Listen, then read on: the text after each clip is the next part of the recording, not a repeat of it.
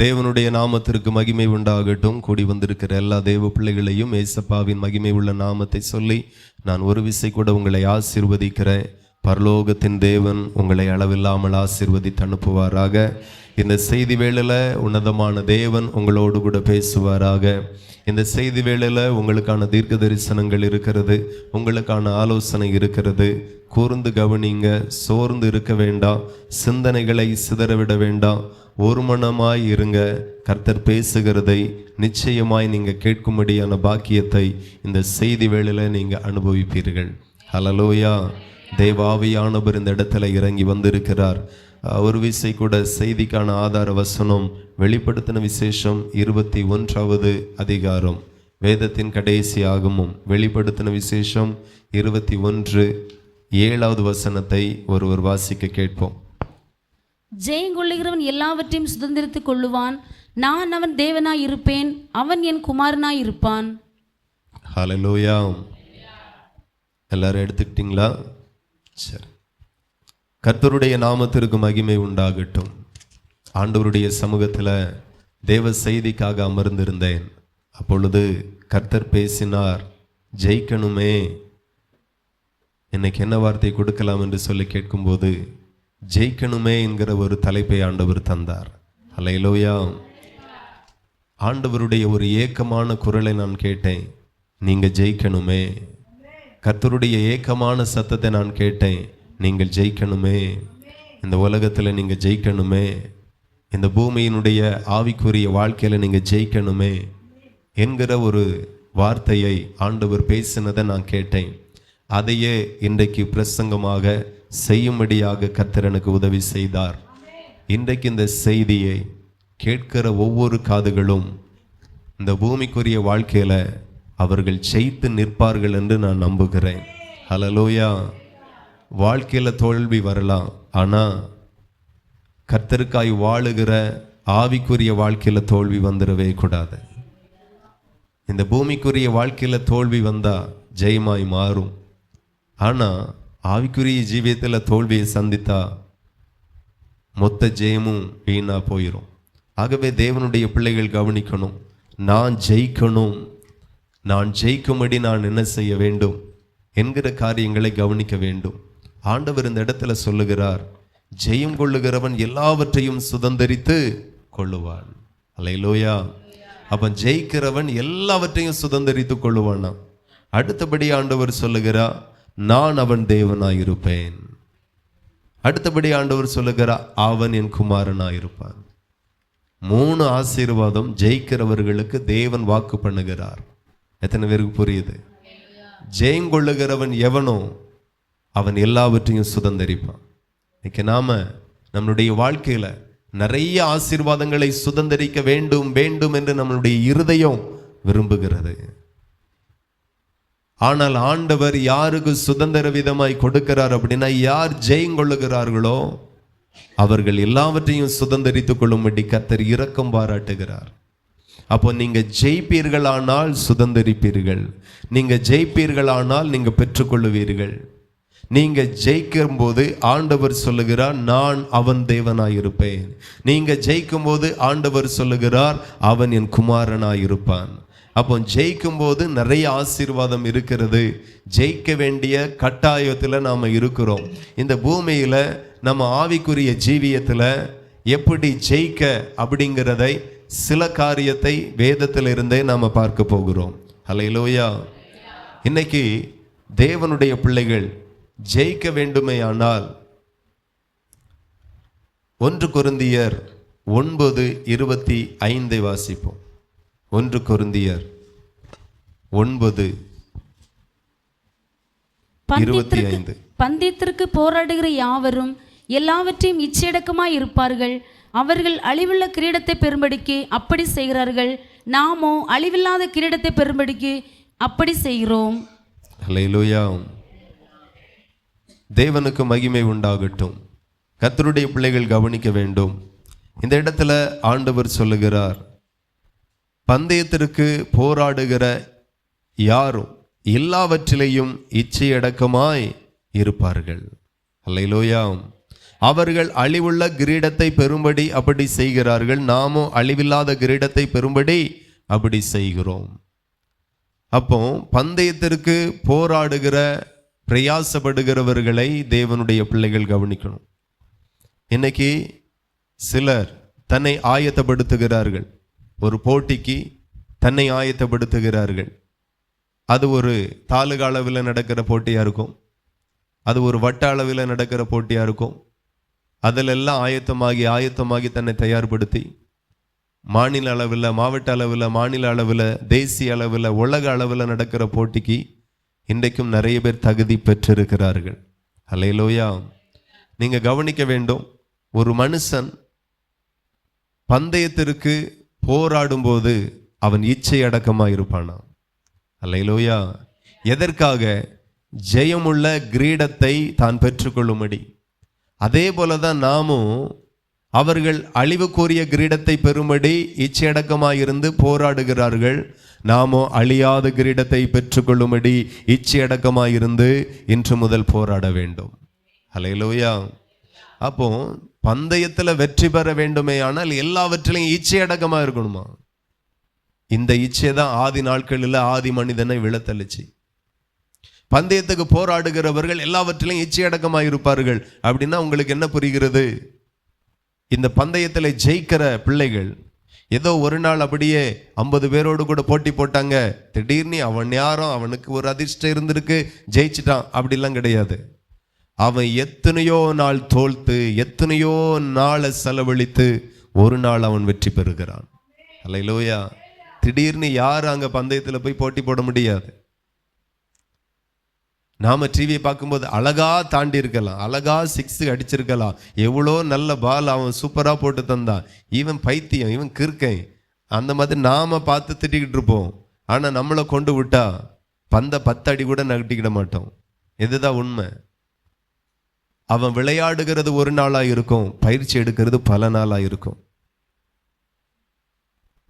இந்த எக்ஸாமில் 100க்கு 100 வாங்கக்கூடிய பிள்ளைகளுடைய படிப்பெல்லாம் வேற மாதிரி இருக்கும்.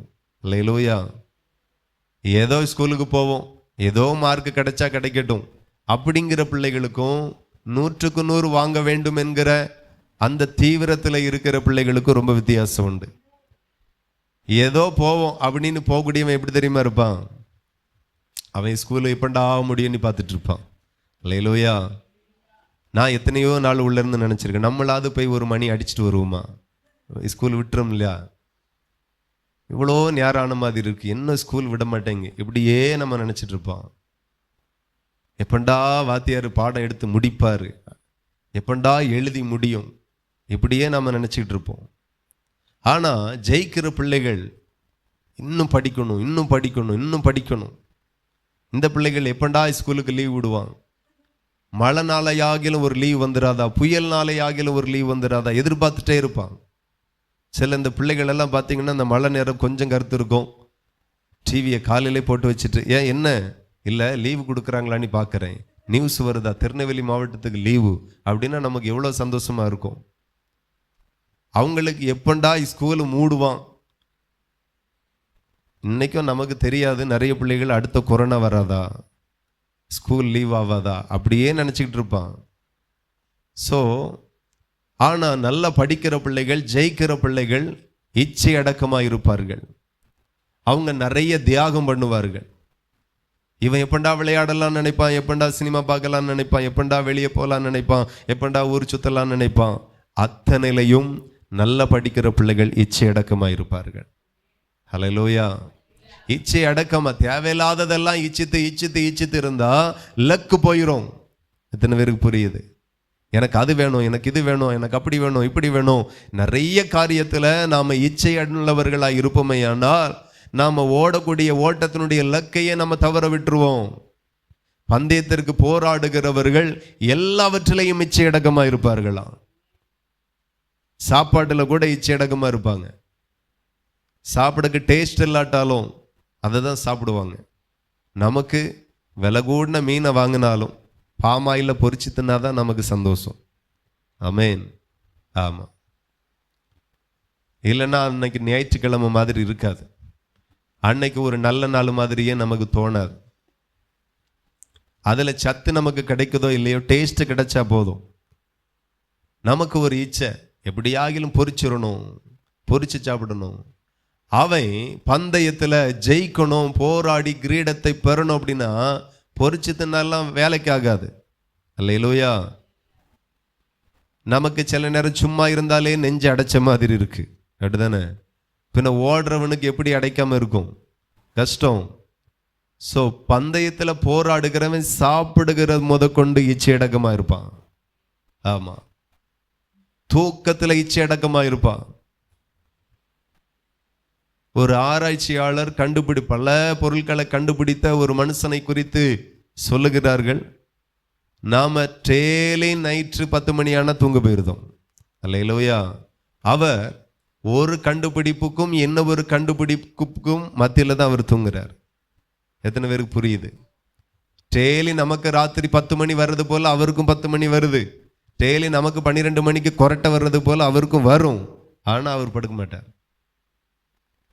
ஒரு கண்டுபிடிப்பு ஆரம்பிச்சா அதை கண்டுபிடிச்சு உருவாக்கி சக்சஸா மாற்றக்கு பல மாதங்கள் ஆகும்.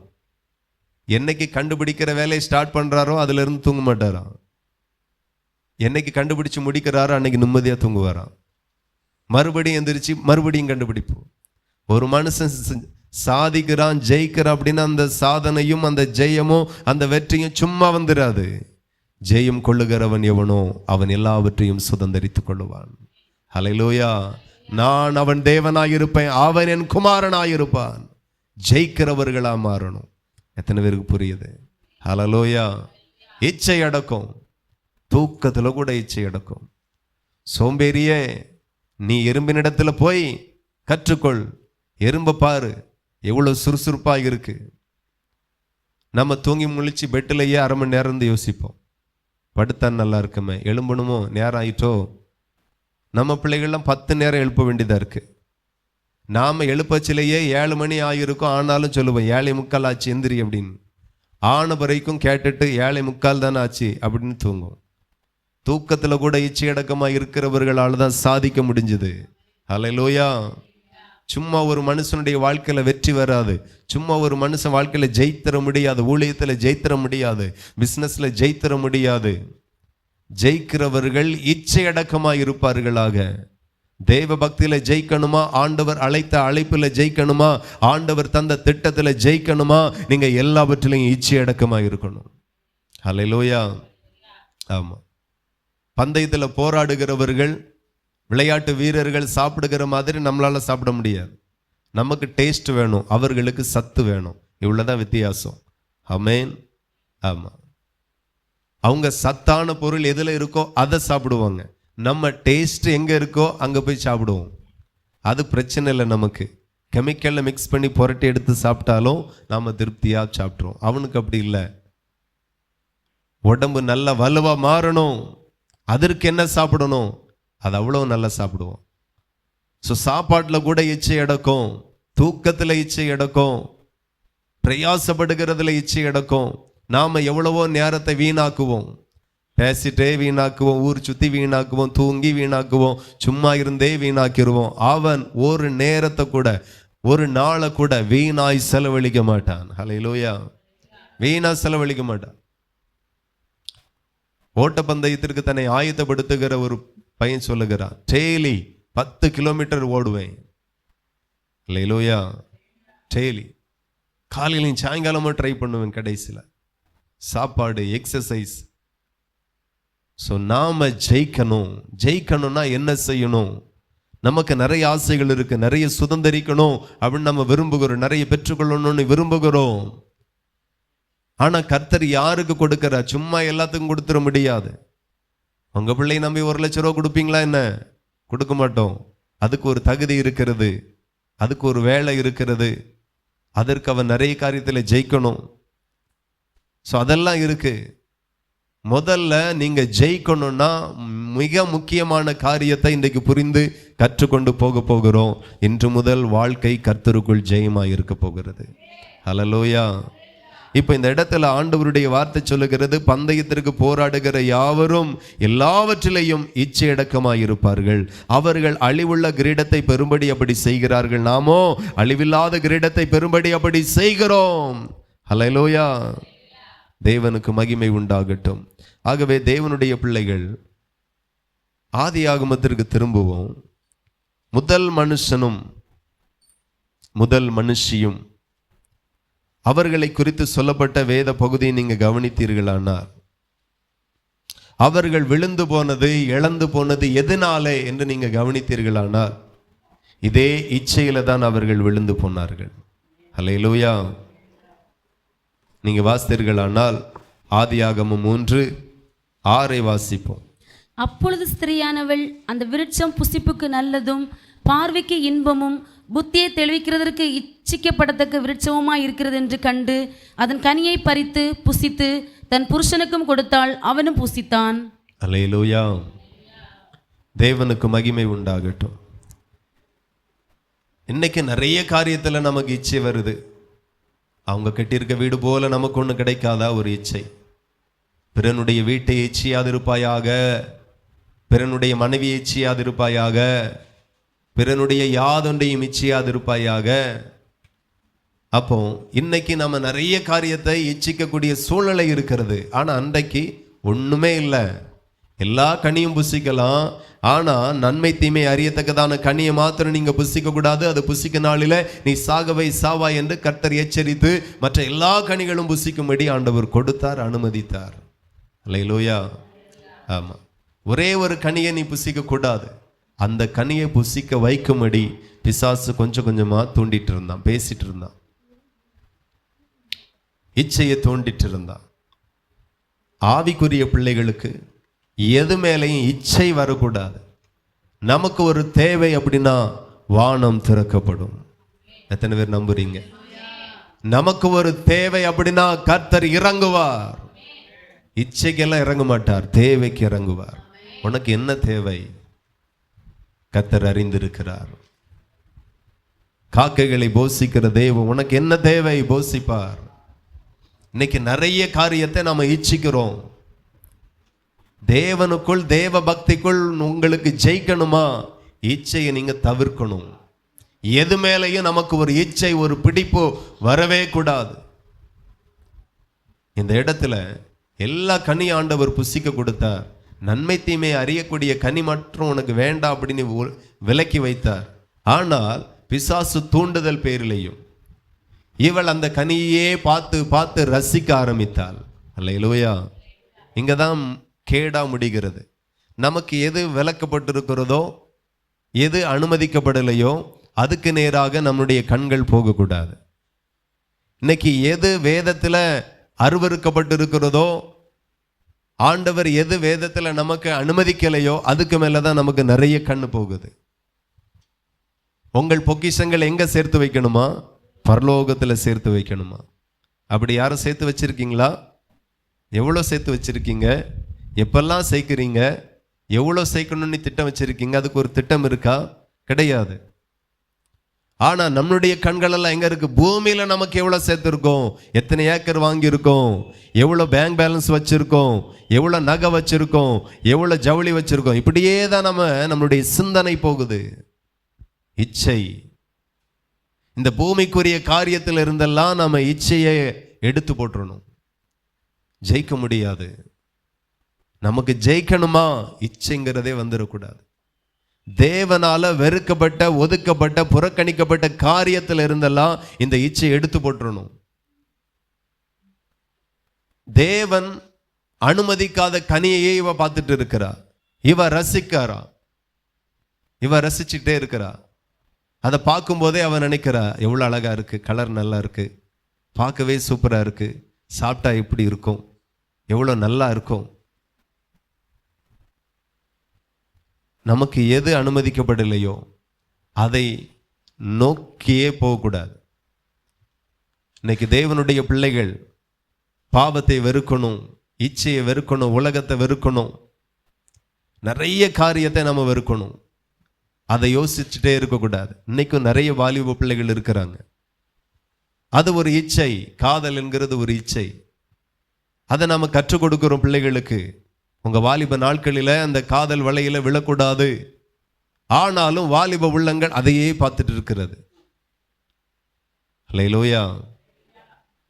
பார்வையில தான் இச்சை.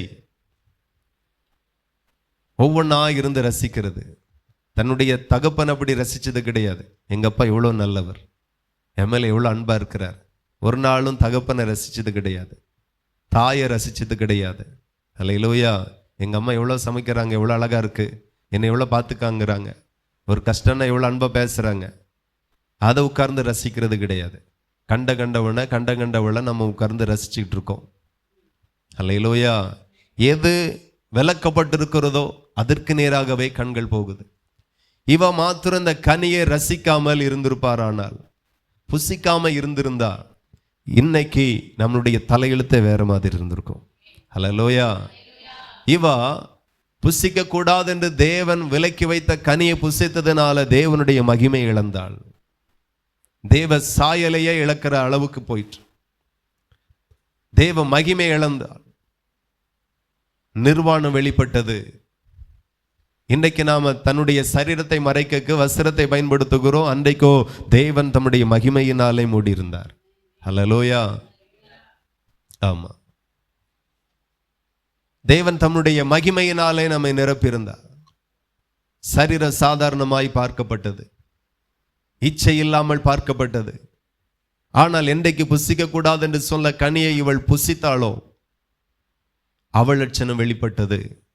தேவ பிரசன்னம் மாறிட்டு, தேவ மகிமை அவர்களை விட்டு மாறிட்டு, தேவனுடைய சத்தத்தை தோட்டத்தில் கேட்டவுடனே அவருக்கு முன்பதாக நிற்க முடியல, வெட்கப்பட்டு தன்னுடைய நிர்வாணத்தின் நிமித்தமாய் ஓடி ஒளிய வேண்டிய நிலைமை வந்தது.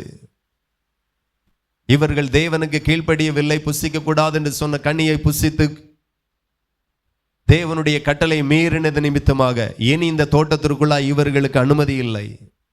தோட்டத்திலிருந்து வெளியாக்கப்பட்டார்கள். தோட்டத்திற்குள்ளாய் போகிறதே ஒரு சந்தோஷமா இருக்கும். அல்லேலூயா. ஆமா, தோட்டத்துக்குள்ள கொஞ்ச நேரம் நிற்கிறது ரொம்ப சந்தோஷமா இருக்கும். நல்ல வாழ்க்கை ஆண்டவர் தந்தார், இழந்தார்கள். நல்ல மகிமையை தந்தார், இழந்தார்கள். நல்ல சாபமில்லாத ஒரு வாழ்க்கையை தந்தார், இழந்தார்கள். இந்த பூமியில் நீ சபிக்கப்பட்டிருப்பாய் என்று ஆண்டவர் சொன்னார். அல்லேலூயா. சாபம் எல்லாம் எப்படி வந்தது? ஒரே ஒரு இச்சை.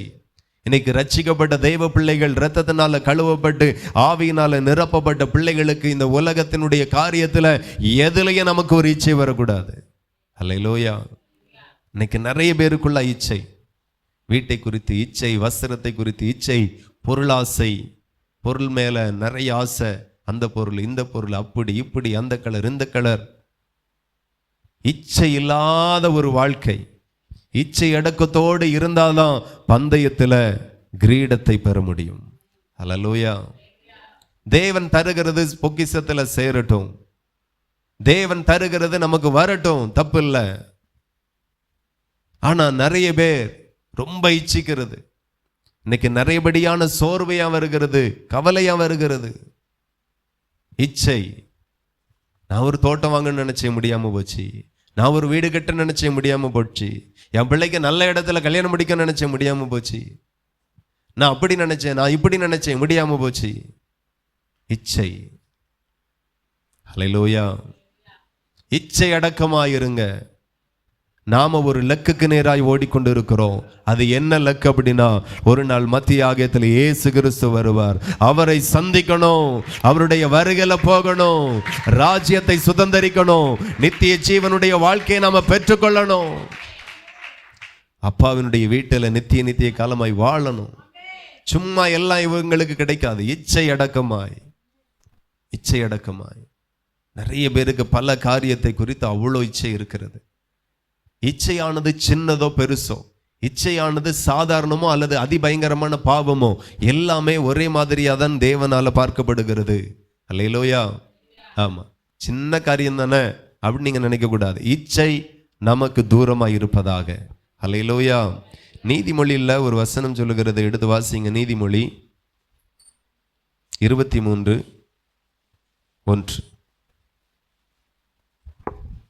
நீ ஒரு அதிபதியோடு போஜனமென உட்கார்ந்தால் உனக்கு முன்பாக இருக்கிறதை நன்றாய் கவனித்துப் பார். நீ போஜன பிரியனாய் இருந்தால் உன் தொண்டையிலே கத்திவை. அவனுடைய ருசியுள்ள பதார்த்தங்களை இச்சியாதே, அவைகள் கள்ள போஜனமாமே. ஹல்லேலூயா. எத்தனை பேர் எடுத்துட்டீங்க? நீதிமொழி 23:1 முதல் நாம் வாசித்து கொண்டு இருக்கிறோம். அதில் ஆண்டவருடைய வார்த்தை சொல்லுகிறது, நீ போஜன பிரியனாயிருந்தால் உன் தொண்டையிலே கத்தியை வை. அப்போ போஜனத்தில் கூட ஒரு இச்சை வரவே கூடாது. போஜனத்தில் கூட நமக்கு ஒரு இச்சை வரக்கூடாது. இச்சையை தேவன் முழுவதுமாய் வெறுக்கிறார். தேவன் இஸ்ரவேல் ஜனங்களை அழகாய் வனாந்திரத்தில் நடத்தி கொண்டு போகிறார். பகலிலே மேக ஸ்தம்பம் இருந்துச்சு, இரவிலே அக்கினி ஸ்தம்பம் இருந்துச்சு. அதுக்கு கீழாக அவர்கள் சுகமாய் வாழ்ந்து கொண்டிருந்தார்கள். அவர்களுக்கு ஒரு இச்சை. என்ன இச்சை? நாங்க எகிப்துல அடிமையா இருக்கும்போது எங்களுக்கு இறைச்சி கிடைச்சது, இங்க எங்களுக்கு இறைச்சி கிடைக்கல, எங்களுக்கு இறைச்சி வேணும். கொடுக்கும்போது இச்சையோடு புசித்தார்கள். தேவ கோபம் வந்தது. அல்லேலூயா.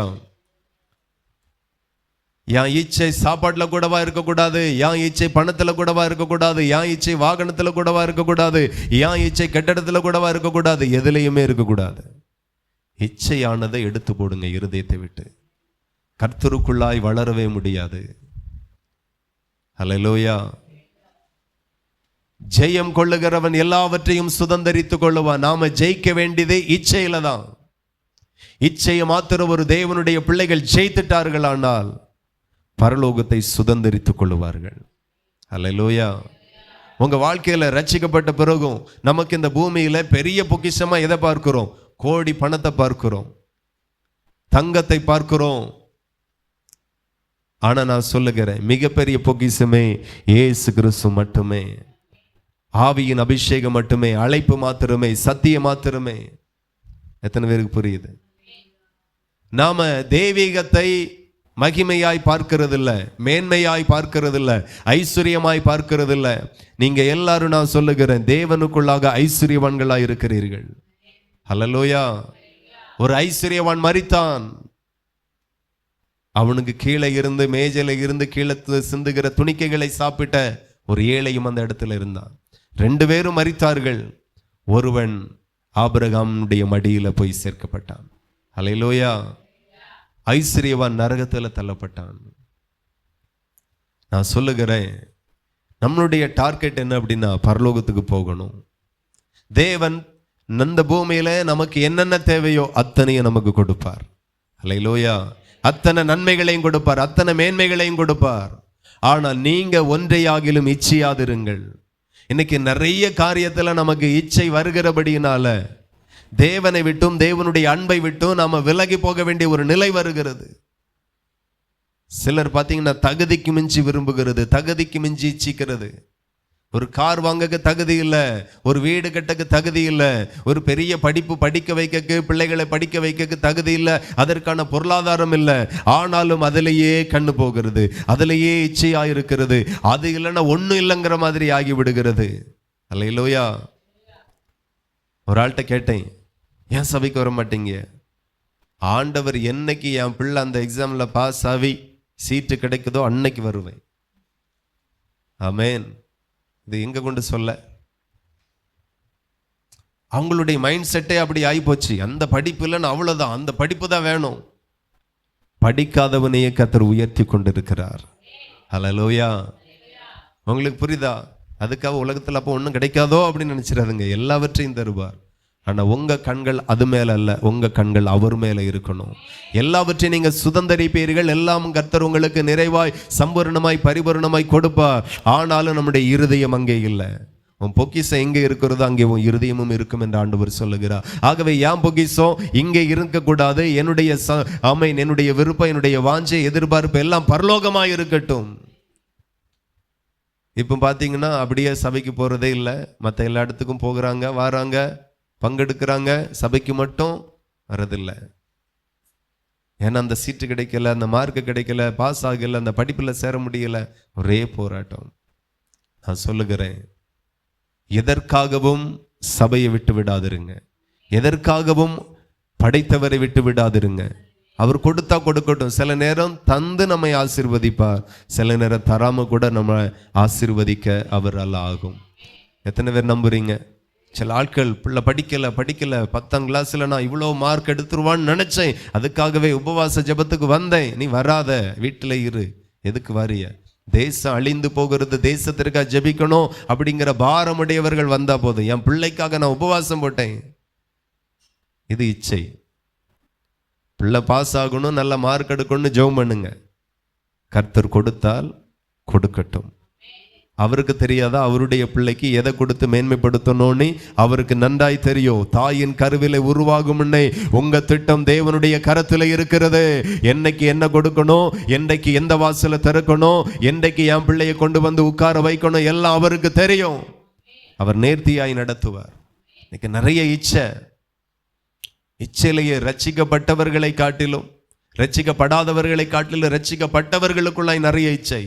பொருளாசை, உலக இச்சை, பொருளிச்சை, பண இச்சை, பாவ இச்சை, காம இச்சை பெருகி கொண்டிருக்கிறது. ஆண்டவர் சொல்லுகிறார், ஜெயம் கொள்ளுகிறவன் எவனோ அவன் எல்லாவற்றையும் சுதந்தரித்துக் கொள்ளுவான். நான் அவன் தேவனாயிருப்பேன், அவன் என் குமாரனாயிருப்பான். ஜெயிக்கணும், இச்சையை ஜெயிக்கணும்.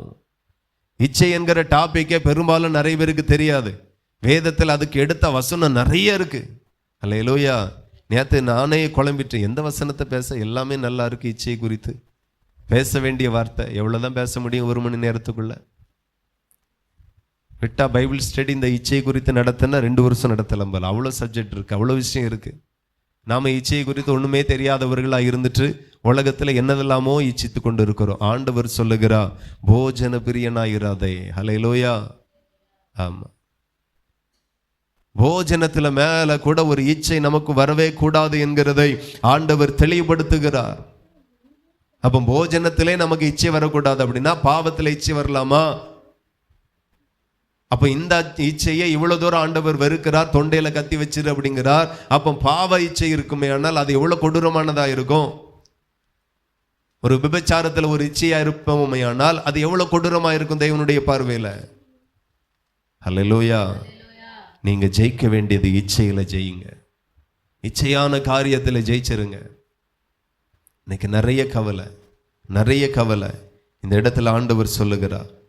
வாசிப்போம் 4வது வசனம், நீதிமொழி 23:4. ஐஸ்வரியவானாக வேண்டும் என்று பிரயாசப்படாதே, சுய புத்தியை சாராதே. ஹல்லேலூயா. ஐஸ்வரியவானாகணும். ஆண்டவர் கேட்காமலே நம்மளை பெருக பண்ணிடுவார். ஹல்லேலூயா. அவர்தான் நம்முடைய ஆண்டவர், அவர்தான் நம்முடைய கர்த்தர்.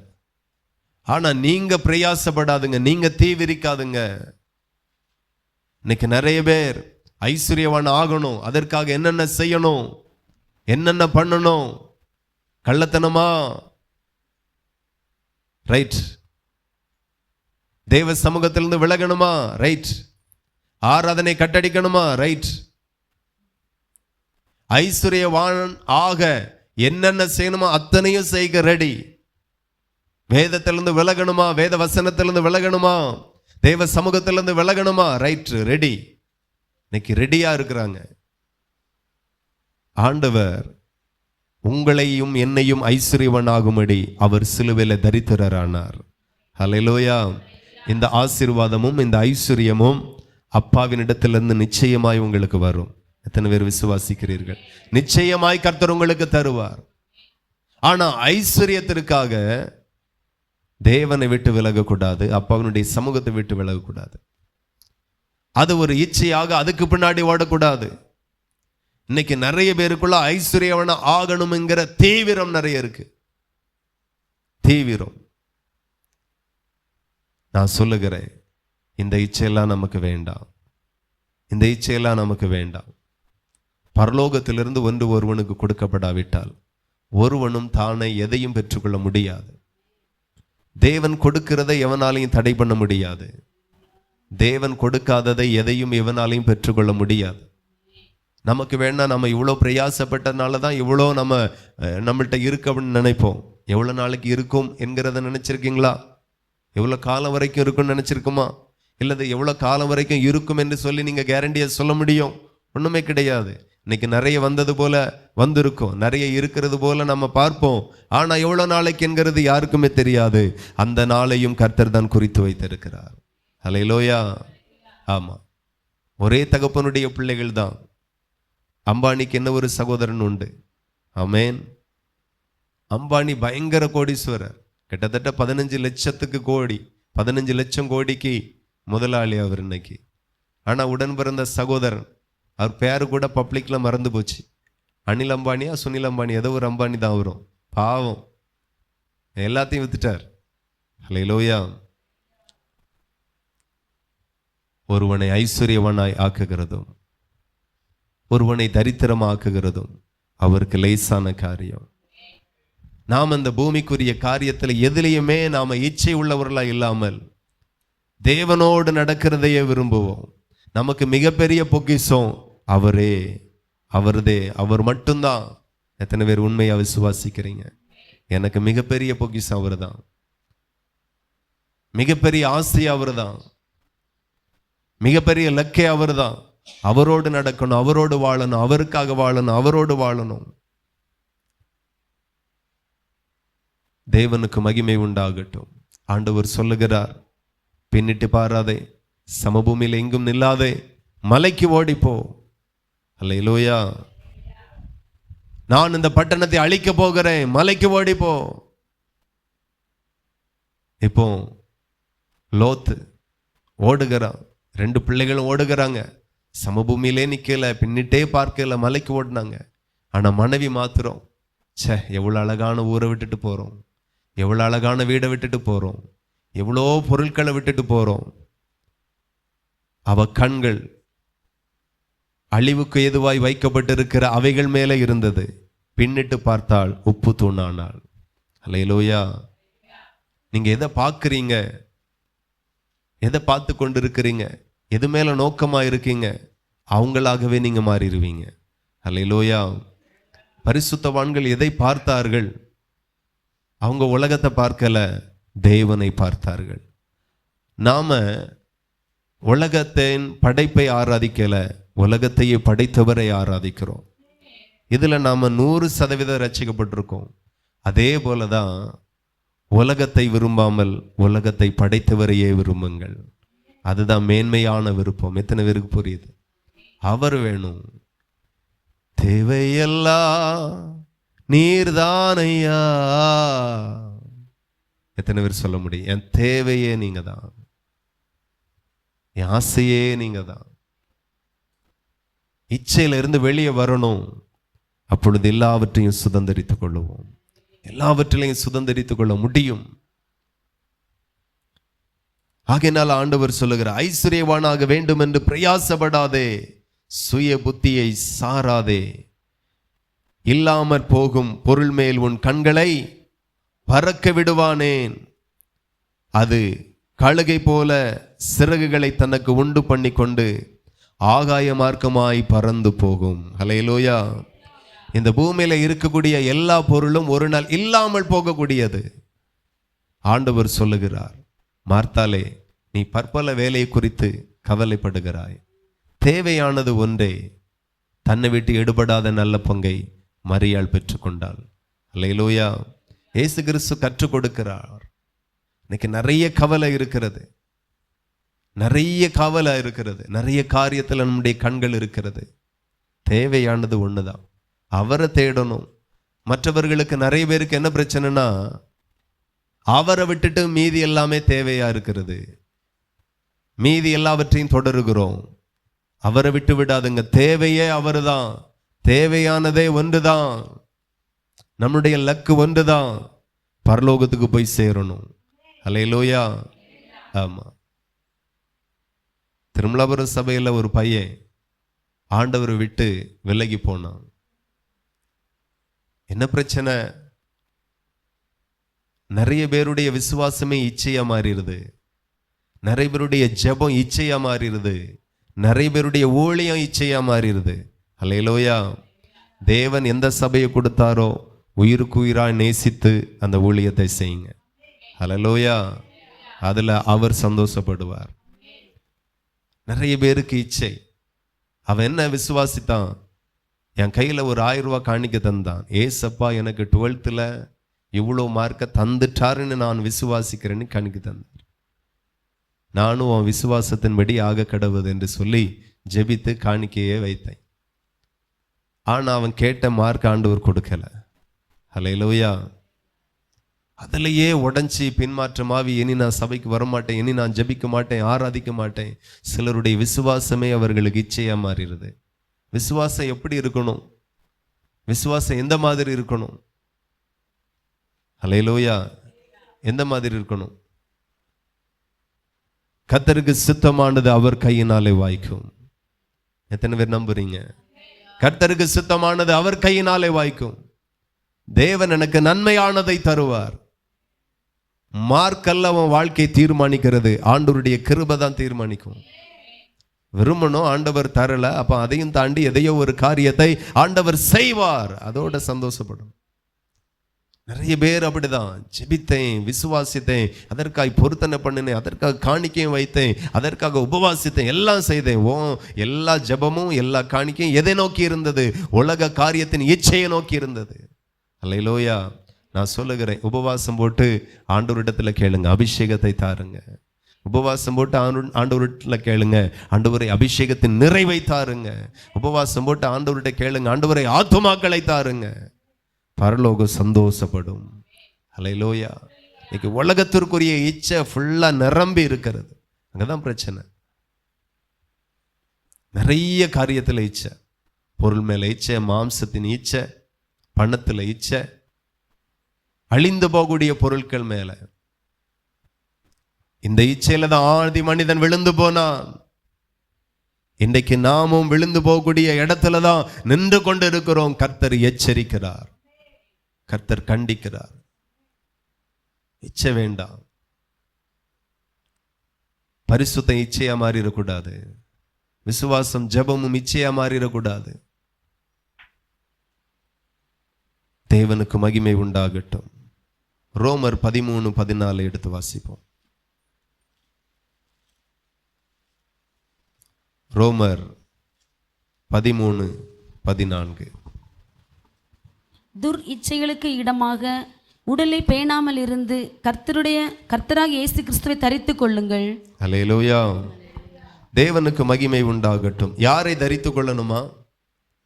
கிறிஸ்துவை தரித்துக் கொள்ளணும். தேவனுடைய பிள்ளைகள் கூர்ந்து கவனிங்க.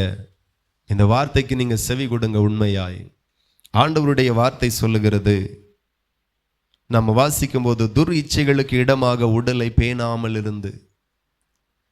அப்போ நம்ம சரீரத்தை பேணுகிறதுலையும் ஒரு இச்சை வந்துடக்கூடாது. அல்லேலூயா. அதுக்காக நான் சிம்பிளா இருப்பேன் அப்படின்னு சொல்லிட்டு குளிக்காம இருக்கக்கூடாது. அல்லேலூயா. ஆமா, நிறைய பேர் அப்படி யோசிச்சிடக்கூடாது. நான் சிம்பிளா இருப்பேன், அழுக்கு துணியை தொய்க்காம போட்டுட்டு இருப்பேன், அப்படி எல்லாம் கிடையாது. துர் இச்சை இன்னைக்கு தன்னுடைய சரீரத்தை இச்சைக்கு ஏதுவாக பேணுகிறார்கள். அல்லேலூயா. ஆமா, முகத்தை. நேற்று ஒரு வீடியோ பார்த்தேன், மேக்கப் வீடியோ. இவ்வளவு நாளும் எனக்கு தெரியாது, முகத்துக்கு தான் மேக்கப் போட்டாங்க. அன்னைக்கு பார்க்குறேன், முதுகு தெரியுது. என்னடா முகத்தை காணலன்னு பார்க்குறேன், முதுகுக்கு பெயிண்ட் அடிக்கிறாங்க. கல்யாண பொண்ணுக்கு முதுகு கருப்பாக இருக்கக்கூடாது, முகத்துக்கு அடித்து வெள்ளையாக்கியாச்சு. இப்போ பின்னாடி முதுகு கருப்பாக இருக்கு அப்படின்னு அதுக்கு இச்சை. அல்லேலூயா. கர்த்தர் என்ன கலரை தந்தாரோ அது அவருடைய விருப்பம். ஆமேன். இந்த கட்டடத்திற்கு என்ன கலர் அடிக்கணும்னு எது என்னுடைய விருப்பம். கட்டடம் எனக்கு சொல்லிட்டு இருக்கக்கூடாது. அல்லேலூயா. உள்ள வெள்ளை அடித்த மாதிரி வெளியும் வெள்ளை அடி அப்படின்ட்டு அது ஏன் இஷ்டம்? ஒரு தேவன் உங்களை படைச்சிருக்கிறார். எப்படி படைச்சிருக்கிறாரோ, என்ன கலரில் படைச்சிருக்கிறாரோ, என்ன அழகில் படைச்சிருக்கிறாரோ அதில் தேவ பிள்ளைகள் சந்தோஷமாக இருக்கணும். அல்லேலூயா. ஆமாம். என்ன பிள்ளை தந்திருக்கிறார்? சந்தோஷம். எப்படிப்பட்ட கணவனை தந்திருக்கிறார்? சந்தோஷம். எப்படிப்பட்ட மனைவியை தந்திருக்கிறார்? சந்தோஷமா இருங்க. அவளை போல இல்லை, இது இச்சை. அவனை போல அல்ல, இது இச்சை. இந்த இச்சை நமக்கு வரவே கூடாது. ஆண்டவர் என்னுடைய உடலை பேணக்கு கூட அந்த காரியத்துல கூட இச்சை வரக்கூடாது என்கிறதை தெளிவாய் ஆண்டவர் சொல்லுகிறார். அல்லேலூயா. என் சரீரம் தான், நான் இதை நீட்ட வைக்கிறதுல தப்பு இல்லை, அழகா வைக்கிறதுல தப்பு இல்லை. ஆனால் என்னை படைத்த தேவன், என் சரீரத்தை படைத்த தேவன் ஒரு கட்டளை இடுகிறார், துரு இச்சைக்கு ஏதுவாய் உன் உடலை பேணக்கூடாது. அல்லேலூயா. என் சரீரத்தை மறைக்க எனக்கு உடை தேவை. ஆனா உலகமே திரும்பி பார்க்கிற அளவுக்கு ஒரு உடை எனக்கு தேவையில்லை. எத்தனை பேருக்கு புரியுது? ஆமா. கிறிஸ்துவை அணிந்து கொள்ளுங்கள். என்னை பார்க்கிறவர்கள் கிறிஸ்தவன், கிறிஸ்தவ போதகன் அப்படிங்கிற ஒரு சாயலில் என்னை பார்த்தா பரலோகத்தின் தேவன் அது மகிமையாய் எடுத்துக்கொள்வார். ஹல்லேலூயா. இச்சை இன்னைக்கு நம்மளை விட்டு மாறணும். துர் இச்சைக்கு ஏதுவாய் உடலை பேணாமல் காத்துக்கோங்க. தேவன் நம்மளை அவரை போலவே சிருஷ்டித்திருக்கிறார். இந்த அழகுல எத்தனை பேர் சந்தோஷமா இருக்கிறீங்க? நான் அவரை போல சிருஷ்டிக்கப்பட்டிருக்கிறேன். ஆமென். நீங்கள் அவரை போல சிருஷ்டிக்கப்பட்டிருக்கிறீர்கள். இதை விட ஒரு அழகு தேவைன்னு நினைக்கிறீங்களா? என்ன தலையும் ஆடையில ஒண்ணுமே சத்தம் வரமாட்டேங்க. துர் இச்சைக்கு ஏதுவாய் உடலை பேணக்கூடாது. வஸ்திரம் தெய்வீகமா இருக்கணும். தெய்வீக கலை அதுல வரணும். சினிமா கலை வந்துடக்கூடாது. அல்லேலூயா. ஆமா. ஸோ எல்லாவற்றிலையும் ஒரு இச்சையோடு அவளை விட நல்லா. சில ஆட்கள் அட்ரஸ் கேட்டுட்டு அலையோ, இந்த சாரி எங்க எடுத்தீங்க, இந்த துணி எந்த கடையில் கிடைக்குது, அப்படியே கேட்டு கேட்டு வேற பஸ் ஏறி போய் வாங்கிட்டு வந்து உடுத்தாதான் நிம்மதி. அப்பா, இச்சைக்கு ஏதுவாய் உடலை பேணாமல் இருங்க. நமக்கு ஒரு தகுதியான வஸ்திரம், சமுதாயத்தில் தகுதியான வஸ்திரம், தேவனுடைய பார்வையில் அவருக்கு முன்பதாக எனக்கு ஒரு தகுதியான வஸ்திரம், அது போதும். அல்லேலூயா. கிறிஸ்துவை அணிந்து கொள்ளுகிற மாதிரி ஒரு வஸ்திரம் எத்தனை பேருக்கு வேணும்? அல்லேலூயா.